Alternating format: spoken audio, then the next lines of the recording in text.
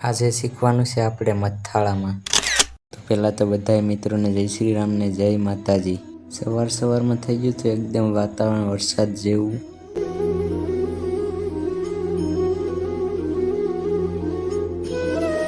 પછી તો આપણે નીચે નાસ્તો કરવામાં આવ્યા હતા. નાસ્તામાં તો બટર ને ભજીયા.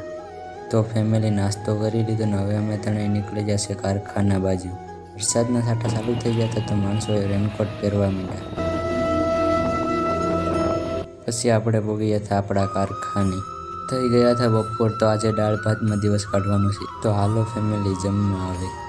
તો ભાઈ વરસાદ પણ એટલો આવતો હતો કે અંધારા જેવું થયું હતું. હજી તો વાગ્યા છે 3:30.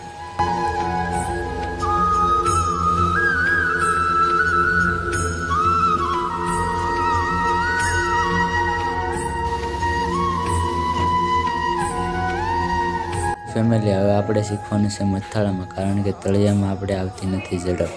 આ છે મથાળામાં શીખવાનો આપણો પહેલો દિવસ. આ રીઝેમ કોણ હીરા હશે જરાક કોમેન્ટ કરી દેજો ને. આજે હાર્દિકભાઈએ 50 થી 55 હીરાના તળિયા મારી દીધા છે. હવે જવાનું છે આપણે આપણા ઘરે. પોગી ગયા છે ઘરે ને આજ માટે એટલું જ. બાકી મળીએ કાલ નવા વ્લોગમાં.